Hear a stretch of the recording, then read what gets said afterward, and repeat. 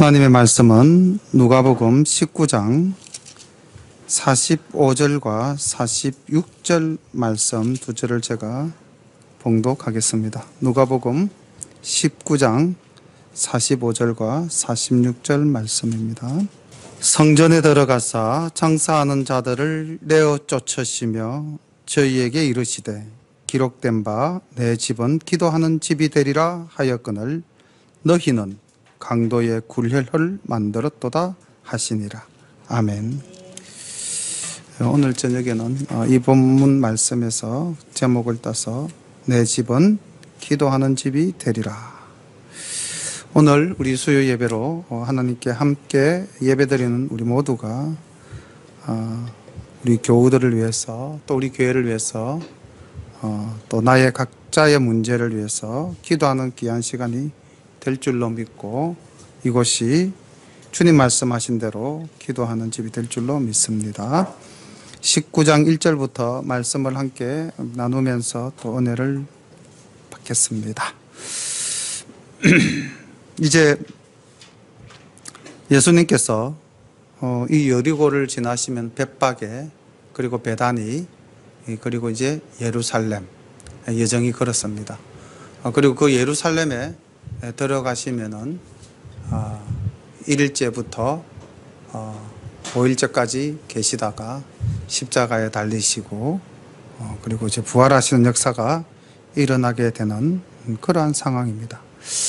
그러니까 지금 우리가 이 성경에서는 어떤 그런 이제 분위기나 전체적 상황을 느끼기가 조금 어렵겠지만은 우리가 이제 말씀을 묵상하면서 이때 당시 예수님의 마음은 어떠했을까? 그것을 한번 잘 헤아려 보신다면은 지금 이 예루살렘으로 향하시는 주님의 발걸음은 과연 얼마나 무거웠을까? 그리고 그를 따르는 무리들이 그 주님의 마음을 과연 얼마나 헤아리고 있었던가? 그런데 또 그런 과정 속에서도 주님은 끝까지 사역을 멈추지 않으시고 일하시는 주님을 볼 때 우리도 주님의 마음과 주님의 일하심을 다시 한번 느끼는 그런 시간이 되기를 간절히 소망합니다. 예수께서 여리고로 들어 지나가시더라. 삭개오라 이름하는 자가 있으니 세리장이요 또한 부자라. 저가 예수께서 어떠한 사람인가 하여 보고자 하되 키가 작고 사람이 많아 할 수 없어 앞으로 달려가 보기 위하여 뽕나무에 올라가니 이는 예수께서 거리로 지나가시게 됨이러라. 예수께서 그곳에 이르사 우러러 보시고 이르시되 삭개오야 속히 내려오라. 내가 오늘 내 집에 유하여야 하겠다 하시니 급히 내려와 즐거워하며 영접하거늘 무사람이 보고 수군거려 가로되 저가 죄인의 집에 유하러 들어갔도다 하더라. 삭개오가 서서 주께 여짜오되 주여 보시옵소서 내 소유의 절반을 가난한 자들에게 주겠사오며 만일 네 것을 토색한 일이 있으면 4배나 갚겠나이다. 예수께서 이르시되 오늘 구원이 이 집에 이르렀으니 이 사람도 아브라함의 자손이로다. 인자에 온 것은 잃어버린 자를 찾아 구원하려 함이니라. 아멘. 우리 삭개오 이야기는 주일학교 어린이들에게로부터 또 수없이 많이 들어왔던 이야기입니다. 조금 전에 제가 말씀드렸다시피 주님께서 이제 예루살렘 올라가시는 길에 만난 어쩌면은 마지막 회심자입니다. 물론 십자가상에서 두 강도 중에 하나가 회심한 일이 있지만은 그러나 주님이 공적으로 일하시면서 만난 마지막 사람이 누구였던가? 삭개오라는 거죠. 그런데 우리는 지난 18장에서 여리고 성 거의 다 갔을 때에 한 소경의 눈을 뜨게 하는 하나 주님의 역사하심을 우리는 18장 35절부터 43절까지의 말씀에서 보았습니다. 그런데 묘하게도 저는 말씀을 준비하면서 이 한 소경과 이 삭개오 한소경은 예수님의 마지막 치유자입니다. 그리고 이 삭개오는 마지막 구원받은 회심자입니다. 근데 두 사람의 공통점이 있어요. 가만히 보니까. 어떤 공통점이 있던가? 이들은 열정과 갈망이 있었습니다. 오늘날 우리에게 이들과 같은 열정과 갈망이 있는가? 이것을 한번 깊이 생각해 봐야 되겠습니다. 삭개오가 주님이 오신다는 이야기를 듣고 그 주님을 만나기 위해서 나아갈 때 그의 한계가 두 가지 있었죠. 하나는 내적 한계입니다. 자기의 장애물. 자기 자신의 장애물, 그게 뭐였는가 하면 키가 작았습니다. 키가 작았을 뿐만 아니라 아마 몸집이나 힘도 없었던 것 같아요. 사람을 뚫고 나갈 만한 그런 힘이 없었던 것 같습니다. 두 번째로는 많은 사람들이 가로막고 있었어요. 한소경도 주님이 지나가신다는 소리를 듣고 외쳤죠. 다윗의 자손 예수여. 외칠 때에 많은 사람들이 꾸짖어서 잠잠하라 그랬습니다. 주님께 나아가는 것을 막았죠. 여기도 많은 사람이 막았습니다. 나아갈 수 없었다는 거죠. 그런데 삭개오는 주님에 대한 갈망이 얼마나 컸던지 뽕나무 나뭇가지 위에 올라가서라도 주님을 배워야겠다. 자신의 한계를 극복하고 장애물을 뛰어넘어서 주님을 만나겠다고 도전하는 이 삭개오를 보면서 오늘도 우리를 가로막는 장애물이 있음을 우리는 고백하지 않을 수가 없습니다. 우리가 주님 앞으로 나아가고자 할 때 과연 우리의 앞길을 가로막는 장애물은 무엇이 있는가? 나의 내부에서는 또 나의 주변 환경에서는 그리고 이로 말미암아 좌절할 것인가? 아니면은 그래도 주님에 대한 열망을 가지고 나아갈 것인가? 삭개오는 나아갔습니다. 나아가니까 놀라운 일이 일어났습니다. 주님께서 보신 거예요. 그 삭개오를. 한소경이 외치니까 주님이 들으셨고요. 이 삭개오가 나무 위로 올라가니까 주님이 보셨어요. 그리고는 삭개오야 이름을 불러주셨습니다. 김춘수의 꽃이라는 시에 보면은 그가 나의 이름을 부르기 전에는 나는 아무것도 아니었다고 되었어요. 그리고 그가 나의 이름을 불러줬을 때 나는 비로소 그에게 가서 꽃이 되었다라고 시를 시작하고 있죠. 이름이라는 것은 나의 존재를 인정하고 나의 가치를 인정해 준다는 것이죠. 주님이 삭개오의 이름을 불렀어요. 삭개오야.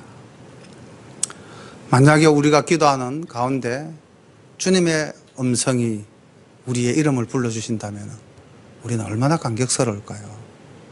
아마 삭개오가 그런 감격을 누리지 않았을까요? 그리고 인격적인 그 만남 속에서 삭개오의 마음은 엄청난 변화를 불러일으킵니다. 1절에 보면 2절에 보면 삭개오라는 인물에 대해서 세리장이요 또한 부자라 이렇게 인물을 평하고 있습니다. 그리고 7절에 보면 많은 사람들이 수군거려 말하기를 죄인의 집에 유하로 들어갔도다. 죄인이라고 그랬어요.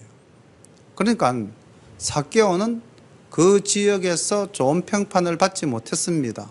세리라는 존재가 로마의 앞잡이적 인물이었죠. 오늘 우리 권사님 기도하실 때에 오늘 우리 8월 15일이라는 이 날의 그 의미를 다시 한번 기도 가운데서 우리에게 또 깨우치게 하셨는데, 우리가 일제의 36년간 억압에서 하나님의 은혜로 해방된 날, 그 시대에도 그 일제의 앞잡이들이 있었지 않았습니까?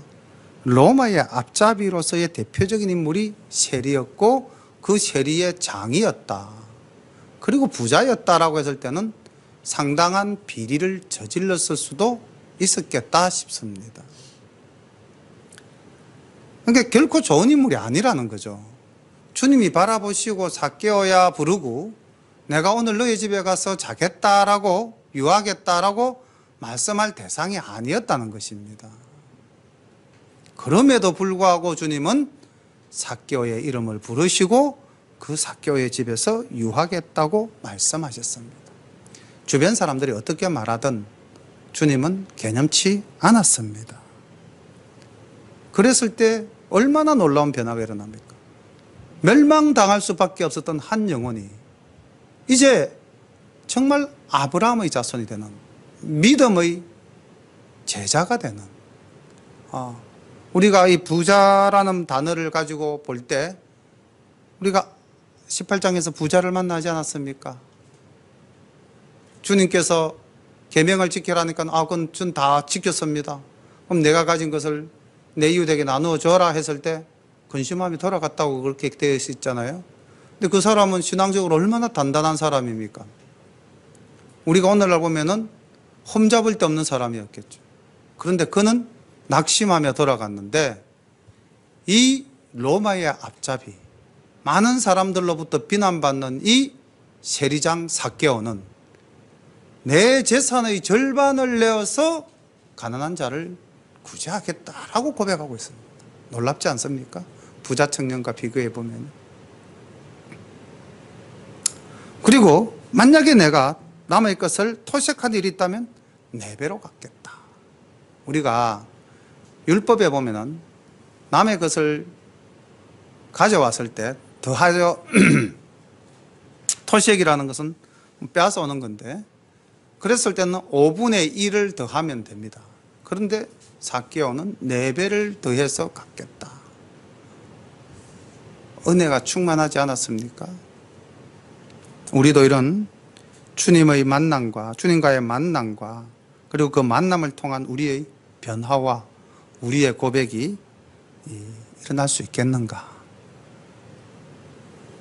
우리가 이 삭개오를 보면서 그 삭개오의 믿음이 놀라운 믿음이라는 것을, 그리고 그 삭개오가 주님을 만나서 정말 참된 회개를 하였음을, 그래서 그가 또다시는 토색하는 일이 없는 사람으로 변화되어졌을 것이라고 우리는 믿을 수밖에 없습니다. 그리고 주님께서는 마지막에 이렇게 말씀하셨습니다. 내가 이 땅에 온 것은 잃어버린 자를 찾아서 구원하려 함이니라. 저는 이 말씀이 또 저한테 상당히 무겁게 다가왔습니다. 잃어버린 자, 어떤 자일까요? 잃어버린 자. 잃어버린 자의 안에 내포되어져 있는 의미는 가진 자, 힘 있는 자, 권력자 틀림없이 아닐 겁니다. 병들고 소외당하고 지금 이 삭개오처럼 많은 사람들로부터 비난받는 그런 삐뚤어진 삶을 사는 그런 사람들을 주님께서는 품으시고 안으시고 그들이 공동체 안에서 온전한 삶을 살아갈 수 있도록 인도하셨다는 겁니다. 오늘 우리 열린교회 사랑하는 교우 여러분들도 주님의 이 말씀을 조금 더 무겁게 받아들이시고 또 주님의 그 길을 따라가는 이로써 잃어버린 자를 찾아서 함께 동행하는 우리가 모두가 되기를 간절히 소망합니다. 11절, 저희가 이 말씀을 듣고 있을 때에 비유를 더하여 말씀하시니 이는 자기가 예루살렘에 가까이 오셨고, 잘 보십시오. 주님은 예루살렘에 가까이 오셨고 저희는 상대적 따르는 무리 제자들, 저희는 하나님의 나라가 당장에 나타난 줄로 생각함이러라. 저는 이 말씀, 이 구절을 읽으면서 사람은 자기 생각대로 사는 거죠. 자기 가치관 가지고 사는 겁니다. 주님이 어떠한 상황에 있는지를 전혀 의식하지 않는다는 거죠. 그런데 사실 주님은 3번이나 말씀을 하셨거든요. 내가 이 예루살렘에 올라가는 것은 십자가에서 죽임을 당할 것이다. 로마 군인들로부터 조롱과 멸시를 받을 것이다. 그리고 내가 사흘 만에 살아날 것이다. 그런 말씀을 3번이나 하셨음에도 제자들은, 주님을 따르는 무리들은 하나님의 나라가 당장에 나타난 줄로 생각하였다. 다시 말하면은 이제 예루살렘에 올라가면은 주님은 정치적, 실권적 메시아가 되어서 우리가 다 한 자리씩 갈 것이다 라고 생각하고 있었다는 거죠. 지금 이렇게 주님과 따르는 무리들의 심리가 정반대였다는 것을 우리는 전제로 해서 말씀을 보아야 할 것입니다. 가라사대, 어떤 귀인이 왕위를 받아가지고 오려고 먼 나라로 갈 때에 그 종 열을 불러 은 10머나를 주며 이르되 내가 돌아오기까지 장사하라 하니라. 그런데 그 백성이 저를 미워하여 사자를 뒤로 보내어 가로되 우리는 이 사람이 우리의 왕됨을 원치 아니하노이다 하였더라. 귀인이 왕위를 받아가지고 돌아와서 은준 종들의 각각 어떻게 장사한 것을 알고자 하여 저희를 부르니 그 첫째가 나와 가로되 주여, 주의 한 머나로 10머나를 남겼나이다. 주인이 이르되 잘하였다 착한 종이여, 내가 지극히 작은 것에 충성하였으니 10골 건세를 차지하라 하고 그 둘째가 와서 가로되 주여, 주의 한 머나로 5머나를 만들었나이다. 주인이 그에게도 이르되 너도 5골을 차지하라 하고 또 한 사람이 와서 가로되 주여 보소서, 주의 한 머나가 여기 있나이다.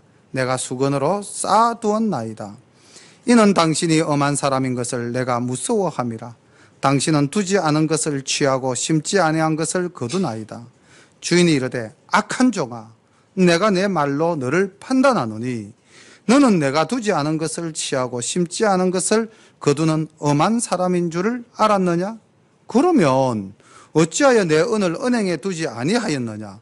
그리하였으면 내가 와서 그 별리까지 찾았으리라 하고 곁에 섰는 자들에게 이르되 그 한 머나를 빼앗아 10머나 있는 자에게 주라 하니 저희가 가로되 주여, 저에게 이미 10머나가 있나이다.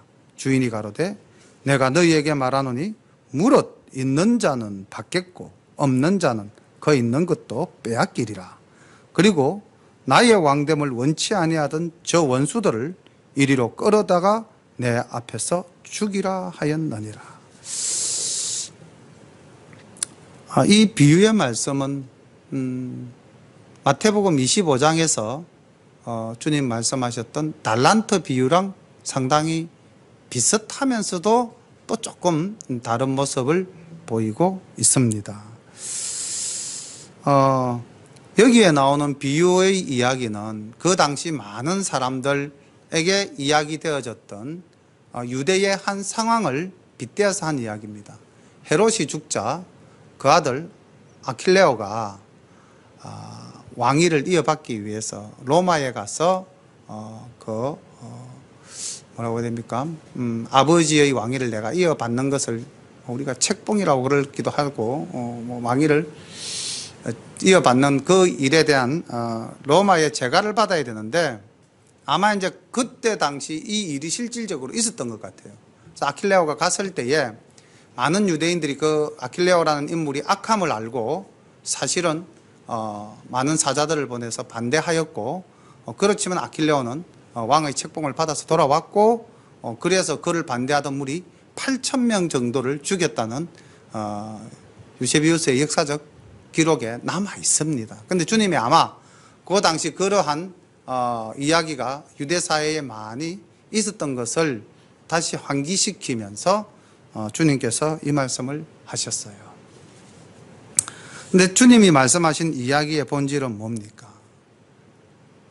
세상의 이야기를 가지고 왔지만은 주님이 이 말씀을 하신 이유는 이 세상 사람들은 주님의 왕되심을 원치 않았다는 거죠. 특히 유대인들은 더더욱 주님을 배척하였던 것입니다. 그러한 가운데서도 주님은 주님이 하실 일들을 끝까지 다 하시는 거죠. 왕으로서의 메시아로서의 일을 다 하시는 겁니다. 그리고 열머나 이야기가 이제 나오는데 이게 조금 아까 말씀드렸던 마태복음 25장에 나오는 달란트 비유랑은 조금 차이가 있는데 그 달란트 비유는 한 왕이 멀리 가면서 종들을 불러서 5달란트, 2달란트, 1달란트 이렇게 각각 다르게 달란트를 주잖아요. 그런데 여기는 10명의 종을 불러서 10머나를 가지고 각각 1인당 1머나씩 나누어주는 모습을 볼 수가 있습니다. 그리고 마태복음에서는 5달란트 받은 이는 5달란트를 남겼고요. 2달란트를 받은 이는 2달란트를 더 남겼고요. 1달란트를 받은 자는 1달란트 그대로였습니다. 그런데 오늘 여기 말씀에서는 동일하게 1머나씩을 주었는데 어떤 이는 10머나를 남겼고 어떤 이는 5머나를 남겼고 어떤 이는 1머나를 남겼습니다. 근데 여기 나타나는 이 머나라는 화폐의 단위는 그리스 헬라의 화폐 단위로서 우리가 잘 알고 있는 데나리온 달란트의 약 60분의 1, 그러니까 굉장히 적은 돈이에요. 오늘날 우리 환율로 따진다면은 한 3,000원에서 4,000원 사이 정도의 돈, 그 정도입니다. 그러니까 굉장히 적은 돈을 주셨어요. 굉장히 적은 돈을 주면서 뭐라고 말씀하냐면 장사하라. 내가 돌아오기까지 장사하라. 명령을 내리셨어요. 그리고 왕위를 받아서 돌아온 후에 15절에 왕위를 받아가지고 돌아와서 언준 종들의 각각 어떻게 장사한 것을 알고자 하여 저희를 부르니, 주님은 사명을 맡기고요. 그 맡긴 사명에 대해서 반드시 확인하신다는 겁니다. 그리고 주님께서는 그 장사한 자들의 충성을 보시는 거죠. 그리고 그들에게 착한 종아, 이렇게 말씀하셨습니다. 착한 종아. 그 착한 종은 어떤 종인가? 명령을 잘 지킨 자입니다. 그리고 남긴 자들이죠. 착한 종아에 해당하는 사람은 다 남겼습니다. 그리고 장사하라는 말씀에 따랐습니다. 그러니까 주님께서 우리에게 사명을 주신다면 우리는 그 사명을 따라야 하고요. 그 사명을 가지고 남겨야 하는 것입니다. 그런데 한 사람, 악한 종아, 이렇게 이야기하고 있어요. 악한 종아. 근데 이 악한 종아 했을 때에 그 악한 종은 어떤 사람인가? 가만히 보니까 이 악한 종은 장사하라는 말을 안 따랐어요. 명령을 일단 지키지 않았습니다. 자기 사명을 다하지 않았다는 거죠. 두 번째로 이 악한 종은요, 주인을 자의적으로 해석하고 왜곡했습니다.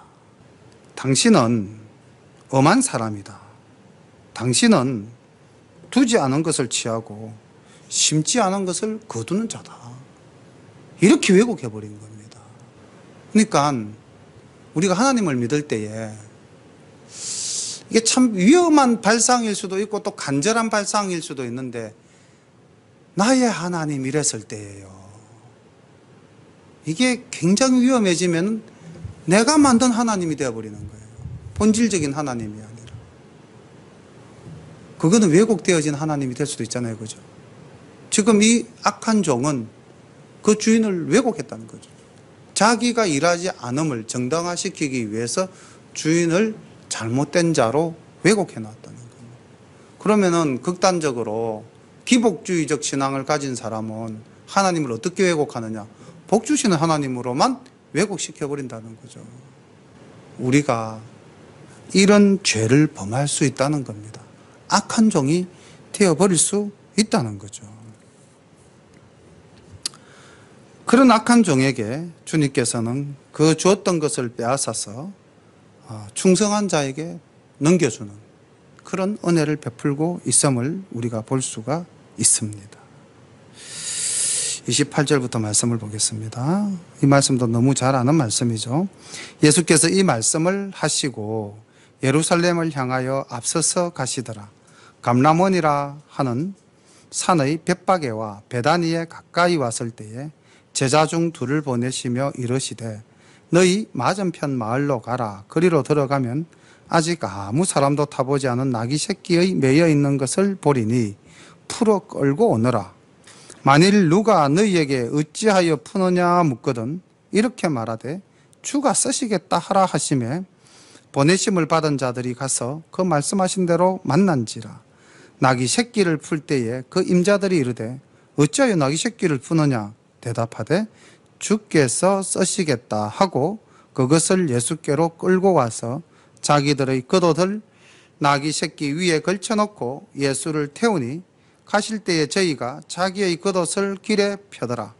이미 감람산에서 내려가는 편까지 가까이 오심에 제자의 온 무리가 자기의 본바 모든 능한 일을 인하여 기뻐하며 큰 소리로 하나님을 찬양하여 가로되 찬송하리로다. 주의 이름으로 오시는 왕이여 하늘에는 평하여 가장 높은 곳에는 영광이로다 하니 무리 중 어떤 바리새인들이 말하되 선생이여 당신의 제자들을 책망하소서 하거늘 대답하여 가라사대 내가 너희에게 말하노니 만일 이 사람들이 잠잠하면 돌들이 소리 지르리라 하시니라.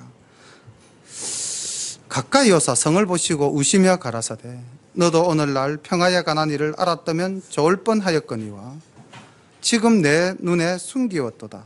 날이 이를지라 내 원수들이 토성을 쌓고 너를 둘러 사면으로 가두고 또 너와 및 그 가운데 있는 내 자식들을 땅에 메어치며 돌 하나도 돌 위에 남기지 아니하리니 이는 권고받는 날을 내가 알지 못함을 인함이니라 하시니라. 너무나 잘 아는 내용인데요.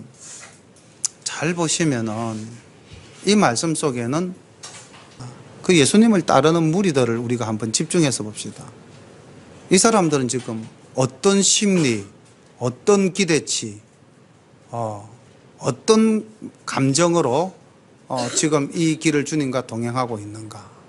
그들이 본 것은 무엇인가? 37절에 보니까 제자의 온 무리가 자기의 본 바 모든 능한 일. 그러니까 주님은 죽은 자도 살리셨잖아요. 소경의 눈도 뜨게 하셨어요. 문둥병도 고치셨어요. 바다에 풍랑이 일 때 풍랑아 잠잠하라. 물을 포도주로. 주님이 베푸신 기적을 볼 때 이들은 못할 일이 없으신 분으로 생각한 거예요.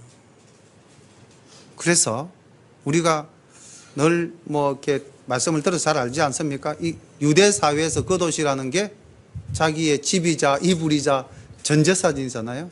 그걸 길바닥에 편 거예요. 왜? 이걸 펴야 이제 충성심을 나타내 보일 수 있는 거고, 이런 이제 투자를 해야만 내가 주님 올라가시면 뭔가 하나 건지지 않겠나 하는 그 마음이 강하지 않았는가. 아까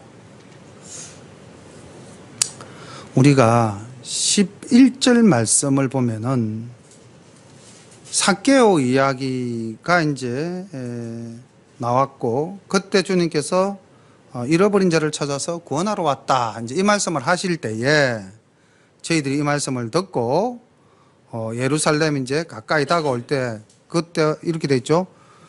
주님께서는 자기가 예루살렘에 가까이 오셨고 저희는 하나님의 나라가 당장에 나타날 줄로 생각함이로라. 지금 이렇게 제자들이 따르는 무리들이 이 생각한 것은 하나님의 나라, 천국, 메시아의 왕국. 근데 그 메시아의 왕국은 하나님이 계획하시는 왕국이 아니잖아요. 그죠? 그러니까 아까 말한 사람들은 자기 생각으로 살아간다는 거죠. 그래서 지금 자기 생각으로 최선을 다하는 거예요. 겉옷도 벗어서 던지고 종려나무 가지를 꺾어서 호산나라고 외치고. 어쨌든 주님은 제재하지 않았습니다. 왜냐하면 메시아로서 일단 예루살렘 성에 입성하셔야 하시니까요. 근데 바리새인들이 볼 때 가관이거든요. 나귀 새끼 한 마리 타고 들어가는 초라한 예수님, 그 앞에서 환호하는 무리들, 아마 비웃으면서 그랬을 거예요. 쇼하는데 쇼하지 마쇼 이랬겠죠. 그죠? 근데 주님은 이 예루살렘 입성이 주님에게 있어서는 굉장히 의미 있는 일이었어요. 그래서 아니다. 이들이 외치지 않는다면은 이 땅에 메시아가 온 것을 돌들이 외칠 것이다. 그거 둬라. 그리고 주님께서는 예루살렘 성을 보시면서 눈물 흘리십니다. 자, 여기서 우리가 이제 두 개의 눈을 보죠. 두 종류의 눈을 봅니다. 하나는 눈에 보이는 것을, 눈앞에 보이는 자기의 욕망에 따라서 바라보는 눈. 제자들의 눈이죠. 그죠? 무리들의 눈입니다. 그런데 주님의 눈은 보이지 않는 것을 보고 계시는 거죠. 70년, 지금으로부터 약 한 30년쯤 후에 일어날 일에 대해서 주님은 그 민족의 장래를 보고 있는 거죠. 로마 장군 티투스에 의해서 예루살렘 성은 함락당할 것이고 그 성에 있는 모든 자는 죽게 될 것인 것을 주님은 아셨다는 겁니다. 그리고 예루살렘을 위해서 눈물 흘리신다는 거죠. 오늘날 우리가 살아가는 것도 매한가지입니다. 우리는 우리 눈앞에 보이는 현실을 가지고 살아가고 있다면은 영안이 떠여진 믿음의 선지자들은 주님 오실 날을 이야기하면서 깨어 있기를 간구하겠죠. 45절부터 말씀을 봅니다. 성전에 들어가사 장사하는 자들을 내어 쫓으시며 저희들에게 이르시되 기록된 바 내 집은 기도하는 집이 되리라 하였거늘 너희는 강도의 구례를 만들었도다 하시니라. 예수께서 날마다 성전에서 가르치시니 대제사장들과 서기관들과 백성의 두목들이 그를 죽이려고 꾀하되 백성들이 다 그에게 귀를 기울여 들으므로 어찌할 방침을 찾지 못하였더라. 짧은 내용이지만 여러 모습들이 보입니다. 성전이 왜곡되어져 있었다. 신앙도 왜곡되어져 있었고요. 그 신앙을 유지하는 하나님의 전도 왜곡되어져 있었습니다. 그 당시 대제사장들, 종교적 귀족, 기득권자들은 종교를 이용해서 자신의 부를 누리려고 했습니다. 오늘날 한국 사회를 지금 가장 뜨겁게 달구고 있는 것이 서울의 명성교회 세습 문제죠. 김삼환 목사가 그 아들 김하나 목사에게 명성교회 담임 목사를 넘겼다. 그래서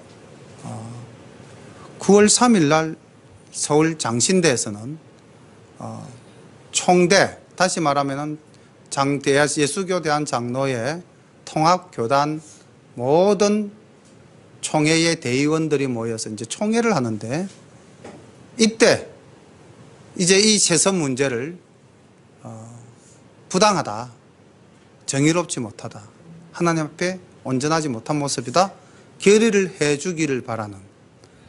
그런데 대세는 이미 재판국에서 법적으로 세습이 아니다라고 판결을 내렸고요. 인정한 상태입니다. 그래서 이제 이 재판국의 판결을 뒤엎을 수 있는 마지막 장치가 이제 총회에서 대의원들이 명성교회 문제를 재론해서 부당하다, 재판국에서 재심사하라, 이렇게 지금 결론을 내려줄 것을 이제 많은 젊은 목사님들, 의식 있는 목사님들이 또 많은 신학생들이 9월 3일 장신대에서 함께 깃발을 들자, 지금 그런 운동이 일어나고 있습니다. 교회 하나의 문제가 통합교단, 우리나라에서는 장로교단 중에서 제일 큰 교단입니다. 우리 샤론교회가 통합교단이죠. 성전이 왜곡되어졌다는 거죠. 왜곡되니까 어떻습니까?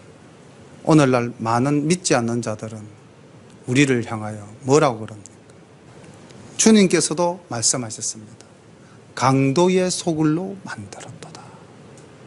오늘날 많은 교회들이 강도의 소굴이 되어져 가고 있는 것은 아닌가. 그런데 말입니다. 이 성전은 솔로몬 성전이 바벨론에 의해서 불타버렸고요. 이제 바벨론 포로 생활 70년 끝내고 돌아온 서룹바벨이 제2성전을 짓지 않습니까? 그렇게 지어졌던 성전이 좀 초라했겠죠. 그래서 에돔 사람이 유대의 왕이 되었잖아요. 헤롯이라는 인물이. 자기의 콤플렉스가 있잖아요. 자기는 정통 유대인이 아니었거든요. 그래서 이 에돔 사람 헤롯이 유대인들의 환심을 사기 위해서 성전을 짓습니다. 그게 제3의 성전이라고 그래요. 근데 이게 BC 30년부터 지어가지고 AD 40년경쯤에 완성이 된다고 그래요. 한 70년간 지었다고 그래요. 이 성이 엄청 성전이 어마어마 화려했던 것 같아요. 아마. 그러니까 제자들이 그 예루살렘 성전을 지나가면서 얼마나 놀랐습니까? 그죠? 근데 주님 뭐라고 그러냐면 무너져서 돌 위에 돌 하나도 남지 않을 것이다 그랬잖아요. 그만큼 웅장하고 화려했던 성전. 오늘날 교회들을 얼마나 웅장하고 화려하게 짓습니까? 그런데 그렇게 웅장하고 화려하게 지어도 그 속에 진정한 예배가 없었다는 겁니다. 참 기도가 없었다는 겁니다. 장사하는 무리들이 그곳을 지배하고 있었다. 오늘날 우리가요, 이게 좋게 해석을 해야 될지 아니면 나쁘게 해석을 해야 될지 참 모르겠는데요. 외국에 간 사람들, 이민 간 사람이든 공부하러 간 사람이든 외국에 간 사람들은 제일 먼저 어디를 찾아가느냐? 교회를 찾아간대요. 그 사람이 신앙이 있어서 예수를 믿기 위해서 교회를 가는 것이 아니라 인간관계를 만들기 위해서, 그리고 그 인간관계를 통해서 자기의 이득을 취하기 위해서. 물론 그렇게 하다가 뭐 예수님을 영접해서 변화되어지는 사람도 분명히 있을 겁니다. 그죠? 그런데 끝까지 그 자기의 목적을 이루기 위해서 교회를 가는 사람도 있지 않겠습니까? 오늘날 교회를 가는 많은 사람들 중에 한국 사회 안에서도 그러한 자기 목적을 가지고 가는 이들이 없잖아 있다는 것입니다. 주님께서는 바로 그 자들을 향해서 강도라고 말씀하신 것입니다. 그리고 교회의 본질은 기도하는 곳이다. 다시 말하면 하나님과 만나는 곳이다라는 것이죠. 우리는 왜 교회에 오십니까? 우리가 교회에 오는 목적은 무엇일까요? 오늘 주님께서 이 성전에서 왜곡되어져 있는 종교 지도자들의 만행을 꾸짖으시고 회복시키셨습니다. 그러니 47절의 대제사장들과 서기관들과 백성의 두목들은 예수님을 죽이려고 이를 갈 수밖에 없었던 거죠. 왜? 자기의 기득권을 빼앗겼으니까. 무엇이 정의고 무엇이 불의인가? 주님은 정의고 기득권자들은 불의였습니다. 그런데 백성들이 그걸 한 것 같아요. 지혜로운 백성이죠. 보십시오. 주님이 성전에서 하나님의 말씀을 가르쳤습니다. 주님은 가르치셨고요. 48절 우리 한번 읽어볼까요? 앞부분만. 백성이 다 그에게 귀를 기울여 들으므로. 백성들은 들었어요. 듣는 귀가 있었던 겁니다. 여기 대제사장들과 서기관들과 백성의 두목들은 주님의 말씀을 들을 수가 없었어요. 자기 욕심이 그 길을 가로막아 버린 겁니다. 오늘날 많은 사람들이 여전히 주님의 성전에서 가르치시는 주님의 음성을 듣지 못하는 자들이 수두룩하다는 겁니다. 왜요? 자기 욕심에 기가 막힌 거죠. 그런데 욕심을 부리지 않는 백성들은, 이권관계가 없는 백성들은 진리의 말씀이 들려오니까 귀를 열고 들었다는 것입니다. 오늘 저녁에 우리 누가복음 19장은 다 너무나 잘 아시는 내용들이잖아요. 그런데 다시 말씀을 이렇게 꼼꼼히 뜯어보면은 이 속에 나의 여러 모습들이 비춰질 수 있을 것 같습니다. 그래서 나는 부자 청년의 삶을 살고 있는가? 나는 믿음이 좋고 가진 것도 넉넉한데 어떻게 하면 주님의 제자가 될 수 있을까? 한번 주님께 찾아가 볼까? 그런 내 모습이 보일 수도 있고요. 세리장이처럼, 여기 삭개오처럼 보잘것없는 존재지만은, 많은 사람들이 손가락질을 하는 그런 비웃음의 대상이었지만은 주님 앞에 적극적으로 나아가서 변화되어지고 주님으로부터 구원함을 인정받는 마지막 회심자 삭개오. 굉장한 의미가 부여되지 않습니까? 주님과 만나서 마지막으로 회심한 사람. 그리고 주님이 주신 사명을 우리는 잘 감당하고 있는가? 우리가 받은 머나를 정말 작은 돈이었습니다. 3,000원에서 4,000원. 그걸 가지고 장사하라고 누가 준다면 그거 열심히 하겠습니다라고 말할 수 있는 사람 몇 사람 있겠습니까? 그래서 주인이 이렇게 칭찬했죠. 네가 지극히 작은 것에 충성했으니. 우리가 각자 받은 사명, 교회에서 맡은 책임, 아니면은 교회에서 맡은 책임까지 안 가도 좋습니다. 내가 하나님과의 믿음 속에서, 하나님을 믿는 믿음 속에서 내가 주님 앞에서 약속한 그 내 사명, 우리는 감당해서 꼭 남기는 자가 되어서 착한 종아 평가받는 우리 열린 가족 모두가 되시기를 소망합니다. 이 시간 주님 주신 말씀을 가지고 우리 한 1, 2분 기도하신 후에요. 또 우리가 수요일마다 교우들을 위해서 하는 기도 함께 하도록 하겠습니다. 먼저 오늘 주신 말씀을 붙잡고 하나님, 내 삶이, 내 모습이 하나님 은혜 가운데서 변화되어지게 하옵소서 기도하시겠습니다. 사랑의 아버지 하나님, 우리가 우리의 욕심에 사로잡혀서 내 눈에 보이는 것만 가지고 하나님, 주님을 바라보고 있는 것은 아닌지, 주님께 간구하는 것이 아버지 하나님 주의 진리를 위함이 아니라 아버지 내 욕심을 채우기 위함은 아닌지, 또는 아버지 하나님 내 욕심에 의해서 우리 주님을 왜곡하고 하나님을 왜곡하여 나의 입맛에 맞추게끔 하는 그런 죄를 범하고 있는 것은 아닌지, 하나님 이 시간 오늘 주님 주신 귀한 말씀을 붙잡고 다시 한 번 더 저를 돌아봅니다. 하나님 긍휼히 여겨주시고 하나님 은혜 가운데서 온전히 살게 인도해 주시옵소서. 아버지 하나님, 지극히 작은 일이라도 주님이 맡기신 것, 주님이 명하신 것, 우리가 온 마음을 다하여 충성하는 아버지 아들이 되게 하여 주옵시고, 주님, 때로는 흔들리고 때로는 실망하고 때로는 우리들이 실족하여서 아버지 방향성을 상실하기도 하고 마음을 놓아버리기도 하고 아버지 하나님 스스로를 포기하기도 할 때가 있습니다. 하나님, 이런 약한 저희들의 모습을 불쌍히 여겨 주옵시고 지극히 작은 것이라도 주님 맡겨주신 사명 감당하는 저희들 되게 인도해 주시기를 간절히 바라고 원하옵나이다. 아버지 하나님, 내 집은 만민이 기도하는 집이라 하셨고 오늘 우리 열린교회 식구들이 거룩한 주님의 전에서 이 시간 함께 입을 열어 주님께 기도합니다.